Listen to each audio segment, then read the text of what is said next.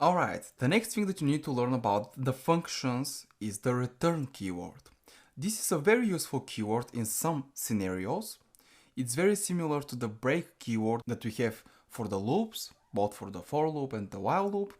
The return keyword, just like the break keyword, will stop executing the code from the function as soon as it is reached. If we apply it to our example, to our difference in temperatures function, we can put it in our else statement.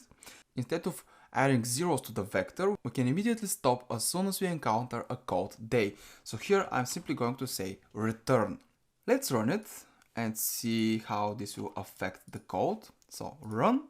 And as you can see here we get differences, but here we get zeros. So as soon as we encountered a cold day, we got out of the function. To demonstrate this, I'm simply going to try and print a variable here. So I'm going to simply say difference of 1. So I want the first difference to be also outputted. If I run this, as you can see, this never happens. This will never happen unless we get all hot days. So the way to get all hot days is to tweak it a bit, tweak our code a bit. There we have it. So answer 2, we got the difference of 1. We got all days to be hotter, so all of them are hotter. The Sunday is equal, we have a 0 here, and there we have it. But whenever this is not true, whenever we have a cold day, the function stops executing.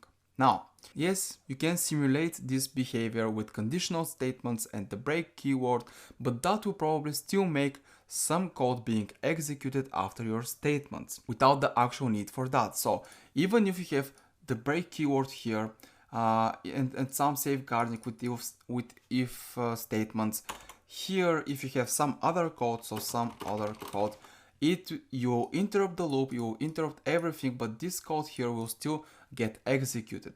With the return, everything that's below the return keyword will never be executed.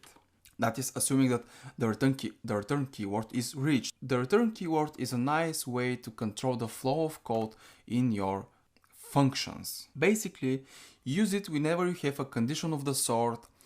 Go back from the function if you have found what you're looking for.